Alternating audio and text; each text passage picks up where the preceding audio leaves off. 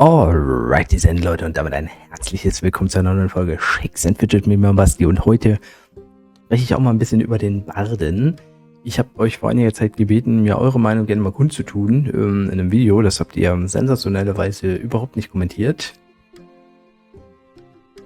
Nein, alles gut, ich war ja auch sehr inaktiv. Kein Problem, ich habe mir ein paar Sachen im Discord durchgeschaut und werde mal meine Meinung zum Barden euch jetzt hier kredenzen. Vorher werden wir aber mal gucken, wie es aussieht auf diesem Server. Ja, ich habe das schon vorher gemacht, damit es gleich lädt. Der Fehler ist immer noch da, ihr kennt ihn. Und der Server ist jetzt so grob 3 Wochen alt, wenn ich mich nicht irre. Es gibt keine neuen Rekorde auf dem Server, außer halt die vom Barden, ist klar. Fake Coker hat die aufgestellt. Ist ja auch mit 307 fast so hoch wie Shahin. Also er scheint definitiv konkurrenzfähig zu sein, was das betrifft. Wir sehen oben Berserker, Barden, Dämonenjäger natürlich. Der neue Dämonenjäger, ja sehr stark auch in den Dungeons. Azuria ist Krieger, aber auch 283. Da ist die Frage, ob der vielleicht die Chance hat, einen Kriegerrekord zu brechen mit 300. Also zumindest der Berserker hat ihn nicht gebrochen und Jack the Hammerer wurde auch nicht neue Rekorde aufgestellt. Ist alles auch kein Thema, ja. Aber wir sehen, er scheint im Early Game konkurrenzfähig zu sein. Natürlich ist es immer so, dass der ein Spieler, der jetzt hier so viel Geld investiert hat für das Level, gleichzeitig nicht auch einen anderen Char oder eine andere Klasse spielen kann. Davalon spielt ihn ja auch, da weiß ich jetzt nicht, inwiefern das irgendwie jetzt hier relevant ist, dass er jetzt hier nur 269 ist. Ich habe mir jetzt auch keine Meinung großartig angehört, aber die Leute werden das ja wahrscheinlich selber auch gesagt haben. Und wenn ich jetzt irgendwas sage, wo ihr definitiv sagt, nee, das ist falsch, das kann nicht sein, das stimmt nicht, dann schreibt es mir rein, ja, in die Comments und dann können wir darüber reden. Melendez, 25.000 Pilze für Level 261 stand jetzt, andere sind 40 Level höher. Ist auf jeden Fall auch eine Ausnahme, ne? Das sind schon wieder Größen. Die meisten Spieler geben nicht so viel Pilz aus. Das heißt, der Char ist auch nur sehr pilzstark oder sehr stark in den Dungeon, weil man viele Pilze investiert, ne? Also, aber theoretisch kann er wohl mit dem Berserker mithalten. Also, Grundfazit, wir werden uns den Server dann auch nochmal angucken im späteren Verlauf. Jetzt wollen wir nochmal gucken. Assassinen haben wir hier auch noch ein paar. Druide habe ich schon gesehen. Krieger hat man ja einen oben, Kampfmagier. Ja. Assassinen tun sich jetzt hier schwer. Kundschafter haben wir auch oben. Da im Early Game jetzt viel gepickt zu werden. Magier hat man auch ein paar oben gesehen. Ja, so ein paar Klassen fallen auf dem Server ab, ist klar.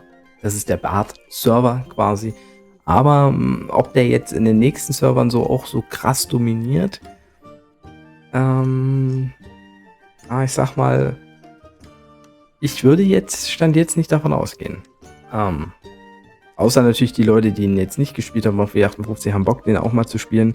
Ich bin auch noch überlegen, ob ich das irgendwie mal mache. Werden wir sehen. Aber kommen wir jetzt mal nochmal zum Technischen. Ich habe schon mal in der Beta den Barden gespielt. Da habe ich auf Englisch 2 Videos gemacht und im Prinzip ist er gleich wie in der Beta. Wir haben einen Magier, der ein Instrument hat und der kann zwischen 3 Instrumenten wählen. In meinem Beta-News habe ich erklärt, wie diese Boni zu verstehen sind. Ich denke, die meisten, die es jetzt auch selber gespielt haben, wissen das. Das heißt, er spielt seine Melodie, dann hat man das Glück, dass Level 1, Level 2 oder Level 3 kommen. Und die bringen dann halt einen gewissen Bonus. Ne? Wir haben einen Schadensbonus, wir haben Schadensreduktionsbonus und wir haben Hitpoints-Regenerationsbonus. Und ja, eins der Hauptprobleme beim Barden ist, genau wie das des Druiden, dass diese Instrumente anscheinend nicht gebalanced sind. So haben wir jetzt gesehen, dass alle Spieler die Gitarre haben, die Lute, für Schadensbonus. Und es macht irgendwo auch Sinn. Ja.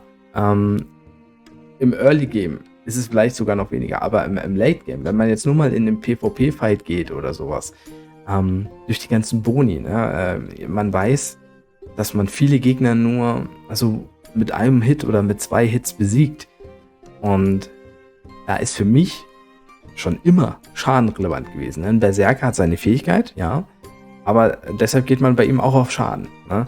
weil er seine Fähigkeit ausnutzt. Und seine Fähigkeit hier ist auch mehr Schaden zu machen. Und da er ein Magier ist im Prinzip, der auf Schaden aus ist natürlich dieses Instrument, vor allen Dingen, wenn man überlegt, dass es 40 bis 60% Schadensbonus sind, die auf den Grunddamage der Waffe kommen. Das heißt, dieser Schaden wird ja auch nochmal multipliziert durch zum Beispiel den kritischen Bonus, wenn man einen Crit macht, oder halt auch durch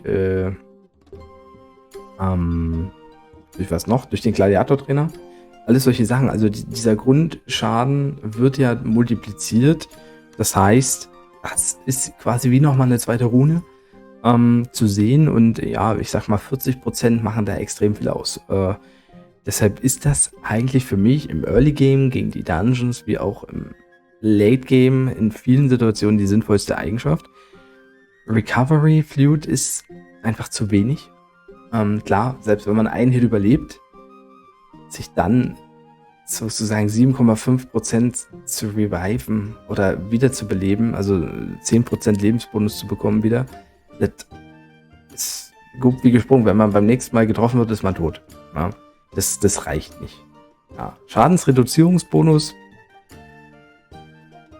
kann natürlich interessant sein, wenn man sagt, okay, ich will genug Schaden machen als Magier oder ich mache schon genug Schaden als Magier, brauche halt nur einen Crit, muss einen Hit aushalten. Dadurch ist es natürlich die Chance bei 75% Schadensreduzierung, dass das im Late Game vielleicht nochmal relevant wird. Im Early Game stelle ich mir das auch nicht wirklich relevant vor. Da geht es einfach nur darum, Pilze, bis man gewinnt. Also geht man über Schaden. Ja, theoretisch könnte man halt sagen, 75% macht mehr aus als 60%. Ja, aber wie gesagt, es kommen ja ganz viele Boni dazu, die den Schaden noch hochstecken durch den Crit, durch Pets, durch Gladiator-Trainer, durch die Runen. Dadurch ist dieses Instrument einfach das Stärkste. Und das muss man halt beachten. Natürlich kann man sagen, vielleicht im Late Game, vielleicht in Gilden-Raids, in Gilden-Fights. Möglicherweise ist dann nochmal die Harpe ganz interessant, aber das kann man jetzt noch nicht wirklich testen. Das wird man sehen, ob das so ist. Aber also die Flut kann ich mir überhaupt nicht sinnvoll vorstellen. Das ist natürlich ein Problem, wobei man sagen muss, gefühlt ist es ein bisschen besser gelöst als beim Druiden, weil beim Druiden nehmen alle die Kundschaftermaske, da die Kriegermaske keine Vorteile bringt. Der Druide ist damit ein Kundschafter, der leicht schwächer ist. Es gibt ein paar Nebenwirkungen. Ne? Also vielleicht ist dadurch der Barde sogar noch ein bisschen flexibler im Late Game, aber das muss man halt testen. Genauso wie man dachte, dass die Bärenmaske ganz interessant ist für den Druiden, hat sich ja jetzt nur rausgestellt, dass es völliger Mumpitz ist. Also selbst gegen Magier. Der Druide dadurch jetzt keinen Vorteil hat. Ja, dementsprechend werden das die Tests ergeben. Ich habe jetzt schon gelesen, dass Leute sich wünschen, dass er gebufft wird. Die Klasse ist ganz neu. Ich konnte es ja wie gesagt schon testen. Also ich habe es damals getestet, der Beta-Server, und hatte schon diese Meinung, dass es eigentlich nur auf Schaden gegangen wird. Natürlich muss ich sagen, finde ich das interessant. Ich bin ja eigentlich ein Fan vom Magier. Von der Geschichte des Magiers, dass er einfach nur auf Schaden geht. Er braucht kritische Treffer. Und ansonsten gibt es keine RNG-Faktoren, die den irgendwie beeinflussen können. Beim Baden ist es wieder anders. Der Bade, ja, der triggert die Fähigkeiten der gegnerischen Charakterklassen. Anders als der Magier. Und das ist halt natürlich wieder eine Sache. Ja, auf der einen Seite haben wir nochmal 40 bis 60% Damage mehr, wenn man Glück hat. Was sich im PvE sicherlich als sinnvoll erweist. Aber auf der anderen Seite haben wir eben die Fähigkeiten der Gegner. Und ich habe damals, glaube ich, hier mir ein paar Fights auch gegönnt. Ja.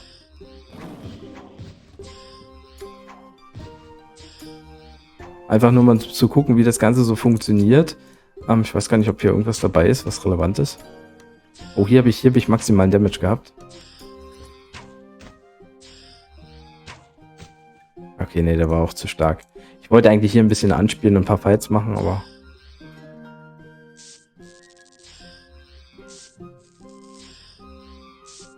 Okay, habe ich auch verloren. Krass. Also die Fights sagen gar nichts aus, ja. Aber man muss auch mal sagen, kurzer Break, die Melodien und sowas finde ich eigentlich ganz nice. Wenn das noch ein variabler ist, also selbst wenn man den Baden jetzt so lässt, wie er ist, wenn man ihm aber irgendwie gewährleistet durch Achievements, die nicht jetzt im Sammelalbum aufploppen, sondern vielleicht ab gewissen Sachen, dass sich die Melodien noch erinnern oder so, dann fände ich das schon wieder ziemlich cool. Man hätte so einen kleinen Sammeleffekt. Aber das mal abseits am Rande.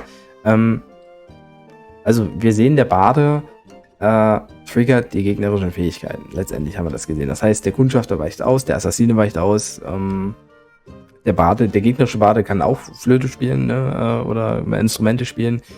Der Berserker geht in seinen Rage, dies, das, jenes, Ananas. Ja, der Krieger kann blocken. Das bedeutet, dieser theoretische Schadensbonus, den wir haben, der ihn über den Magier stellt. Ja, eigentlich ist ja der Bade im Prinzip ein stärkerer Magier. Gegen den Magier funktioniert das Ganze mit dem Instrument nicht. Das heißt, kämpft der Bade gegen den Magier. Das Ganze habe ich jetzt vorhin hier gerade gemacht, glaube ich. Ja. Dann wird kein Instrument gespielt. Dann ist das quasi wie ein Fight Magier gegen Magier. Aber, wir müssen mal sagen, im PvP hat der die Nase vorn, der Bade. Warum? Weil er 25%, theoretisch 25% Rüstung hat. Und der Magier hat nur 10% Rüstung. Das heißt, der Magier hat keine Chance im Prinzip gegen den Baden. Ja? Also der muss schon Glück haben, dass er mehr crittet oder dass er mehr Intelligenz hat. Dass er besser, also wenn man alle Werte gleich nimmt, müsste in der Theorie der Bade im PvP eher gewinnen als der Magier. Ja? Ich glaube, in Wahrscheinlichkeiten wird es jetzt nicht großartig unterschiedlich sein, aber das müsst ihr euch mal vorstellen. Also da wird mal wieder der Magier als alte Klasse im Schere, Stein-Papier-Prinzip wird hier wieder quasi ins Abseits gestellt. Natürlich muss man sagen, der Bade, der kriegt natürlich den Feuerball vom Kampfmagier ab. Und der Bade, was ist noch?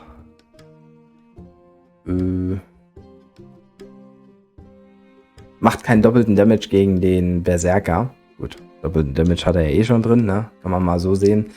Also das heißt, diese zwei Sachen, wo der Magier quasi da ein bisschen rausgenommen wird, hat der Bade nicht, aber gegen den Magier selber ist er halt stärker.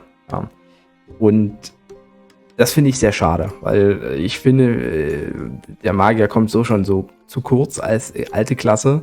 Deshalb werde ich definitiv, wenn ich nochmal richtig irgendwo spiele, wahrscheinlich einen Magier nehmen. Also ich bin wirklich Fan. Ich habe mal auf W25, ja auf S17 damals habe ich einen Magier gespielt und auf W25 auch nach meinem ersten Comeback. Das hat immer schon ganz gut gebockt. Und gut, damals hatte ich nicht so viele Pilze zur Verfügung. Das wäre ja diesmal vielleicht ein bisschen anders, zumindest konstant. Und so könnte man einen guten Magier vielleicht irgendwann mal spielen. Das finde ich schon mal problematisch am Baden. Und ich habe jetzt mir mal aus dem Discord ein Bild gezogen. Das unterstreicht das so ein bisschen, das Thema. Also wir sehen hier die Windchancen eines Barden mit, wenn man jetzt mal die Attribute auf die anderen Klassen überträgt und halt was jetzt Intelligenzwert ist dort Stärke und sowas, hat er im PvP hier einen mittleren Stand. Er gewinnt gegen den Druiden mit der Kriegermaske, okay. Ja, mir krabbelt gerade was am Bein. Ich muss mal gucken, was es ist.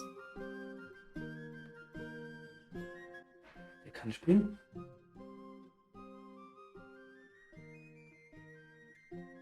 Wenn er auf dem Rücken liegt, kann der springen. Bis er wieder richtig rumdreht. Oh, den finde ich süß. Den würde ich gerne. Süß.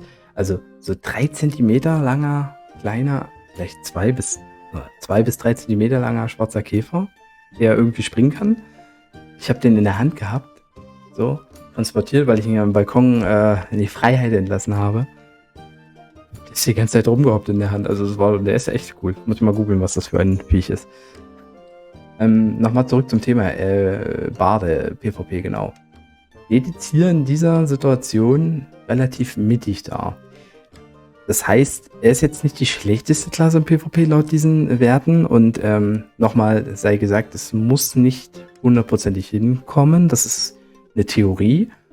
Aber wir sehen zumindest, dass die Theorie, die ich hatte mit dem Magier, stimmt. Der PvP-Win-Chance eines Magiers gegen einen Barden wäre 49,82%. Das heißt, von 5000 Versuchen gewinnt der Magier, von 5000 Versuchen, von 10.000 Versuchen gewinnt der Magier nur 4.982. Ja, klar. Ist so, der Barde hat zwar einen Rüstungsvorteil, aber wenn die kritische Trefferchance ist ja auch entscheidend. Deshalb ist der Unterschied jetzt nicht größer. Wir sehen, er setzt sich durch gegen den Dämonenjäger, was natürlich damit einhergeht, dass der Dämonenjäger trotz eines Revives ja weniger HP bekommt, könnte ich mir vorstellen, und dass dann der extra Schaden mehr und mehr Auswirkungen hat. Natürlich, je weniger HP der Dämonenjäger hat. Beide weichen ja nicht aus, von daher ist es relativ wahrscheinlich. Außerdem sind 44% Revive Chance für den Dämonenjäger, die ja geringer wird, auch weniger als 60% Schadensbonus. Ne? Also muss man irgendwo relativieren. Kampfmagier, Krieger und ja, Druidenmaske als Krieger. Also die haben im PvP einen Nachteil, was natürlich auch irgendwo Sinn macht, denn ihre Fähigkeiten sind ja mit 25% Blockchance des Kriegers, des Druiden ja relativ schwach gegen andere Klassen, und der Kampfmagier, der Feuerball, scheint auch nicht so große Auswirkungen zu haben, was auch irgendwo Sinn macht, denn wir reden hier von 40 bis 60% mehr DMG gegenüber, dass der Feuerball vielleicht, weiß nicht, wie viel der jetzt aktuell derzeit abnehmen kann an HP, maximal 33%. Ja, also das ist ja auch noch so eine Unkonstante. Was wir aber auch sehen, die Win-Chancen gegen den Berserker. Assassinen, Kundschafter und Druiden als Kundschafter sind extrem niedrig. Ja, also das wäre zum Beispiel mal eine interessante Sache, ob das jetzt die Spieler oben bestätigen können gegen den Berserker oder auch gegen den Kundschafter, dass die Chancen so niedrig sind. Ich könnte es mir vorstellen, dass das stimmt, aber wie gesagt, es ist jetzt nicht in Stein zu meißeln, und das ist halt auch überhaupt nicht balanced. Ja? Also das ist für eine Klasse rein von der Position her okay, reiht sie sich okay ein. Ne, man kann in der Ehrenhalle hochfarmen, man kann, Druiden mit Bärenmaske wird man kaum finden. Man kann aber gegen die Dämonenjäger sich vielleicht ein bisschen hochfarmen, ja, die ja auch relativ weit oben sind. Ansonsten Krieger, Kampfmagier sind tendenziell meistens am Anfang nicht ganz so hoch, aber im Late Game natürlich auch interessant. Also man hat so das Gefühl, dass man wirklich sagt, okay, wir geben ihm die Chance, andere Klassen etwas einfacher zu besiegen, weil er halt gegen andere Klassen sehr schlecht ist. Und wie man das ausgleichen kann, also ich will gar nicht, dass er sich nach oben reiht oder irgendwie, ich finde es okay, wenn man eine Klasse bringt, die im PvP prinzipiell in der Mitte steht. Finde ich okay. Aber die Prozente, bis zu 20% geringere Chance, das ist schon extrem hart. Zumal, wie gesagt, Kundschafter, Berserker ja auch häufig gespielt werden. Assassinen eigentlich auch, weil die sind im PvP stark, das weiß man. Sind nur selten am Serverstart relativ weit oben zu finden. Das ist das eine, was ich problematisch finde. Und ich finde es problematisch, dass er im Prinzip den Magier wieder nichtiger macht. Ja, weil wieso sollte man Magier spielen, wenn es eine relativ ähnliche Klasse gibt, die mehr Vorteile als Nachteile hat und auch intelligenzbasiert ist. Ne? Also das sind so die zwei Sachen, die mich extrem stören an dieser Geschichte. Ich wüsste aber auch nicht, wie man das verbessern kann. Also ich will gar nicht, das ist ja keine Kritik an Playa sein, es ist einfach nur der Stand der Dinge. Und wenn jemand gerne einen Barden spielen will, sollte er halt auch wissen, womit er sich da halt vielleicht ein Ei legen kann. Ja? Denn im Zweifel sollte man immer wieder einen Kundschafter spielen, weil in sich genommen Krieger, Kundschafter, Magier, dieses Dreieck, das funktioniert. Kampfmagier kann man bis auf den Fireball, glaube ich, recht gut einordnen. Ich weiß nicht, ob es da irgendwie noch einen Klassenbonus gibt. Beim Berserker haben wir diesen Klassenbonus, wo ich noch nicht weiß, ob der durch ist. Der Assassine ist eigentlich auch relativ eindeutig. Er ist teurer als der Kundschafter, aber kann im PvP halt im Late Game mehr reißen. Ja. Deshalb sehr interessante Klasse. Also, ja, Dämonenjäger ist jetzt sehr stark prinzipiell geworden.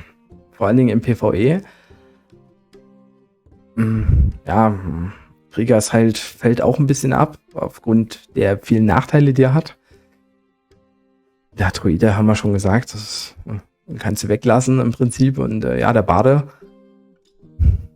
Also, ich finde ihn flexibel und interessanter als den Druiden. Aber ich glaube halt nicht, wenn er so ist, wenn er so bleibt, wie er ist, wird er langfristig auch nicht viel gespielt werden, glaube ich. Also, oder es wird nicht so viel Spaß machen. Es sei denn, im Late Game kommt dann die Harpe. Wie gesagt, das wäre noch so ein Ding, wo ich sage, hey, cool, eigentlich. Ja. Schwierig. Gut, wie gesagt, eure Meinung, wenn ihr wollt, gerne in die Kommentare, können wir darüber sprechen. Ja, ansonsten solltet ihr jetzt demnächst bei mir auch nochmal gucken. Ich bin zwar jetzt eine Weile im Urlaub, aber da gibt es was. Also ich würde sagen, haut rein. Tschüss und Servus. Euer Basti.